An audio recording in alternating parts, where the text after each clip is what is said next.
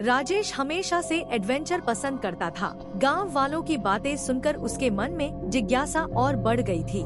लोग कहते थे कि गांव के किनारे बनी पुरानी हवेली में रात को अजीब आवाजें आती हैं, रोने की, हंसने की और कभी कभी घंटियों की। कई बार लोगों ने खिड़की में सफेद साड़ी पहनी औरत को भी देखा था। गांव के लोग वहां जाने से डरते थे, लेकिन राजेश ने ठान लिया वह उस हवेली में एक रात जरूर गुजारेगा। रात के 11 बजे वह टॉर्च और मोबाइल लेकर हवेली पहुंचा। टूटी हुई दीवारें, जाले से ढका दरवाजा और अंदर पसरा सन्नाटा।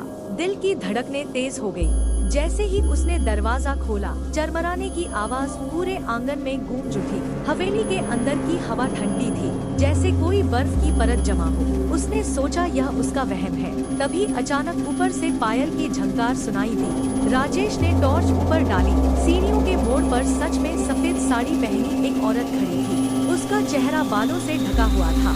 राजेश का गला सूख गया, लेकिन उसने हिम्मत करके पूछा, तुम कौन हो? औरत ने कोई जवाब नहीं दिया, बस धीरे धीरे सीढ़ियां उतरने लगी। हर कदम के साथ उसकी पायल की आवाज और साफ होती गई। राजेश पीछे हटना चाहता था, लेकिन उसके पैर जैसे जमीन में गड़े हुए थे। औरत ने पास आकर अपना चेहरा उठाया। उसकी आंखों की जगह सिर्फ काले गड्ढे थे और मुंह से खून बह रहा था। राजेश की चीख गले में ही अटक गई। अचानक हवेली का दरवाजा अपने आप बंद हो गया। टॉर्च अपने आप बुझ गई। अब सिर्फ अंधेरा था और उस औरत की ठंडी सांसें राजेश के बिल्कुल पास महसूस हो रही थी।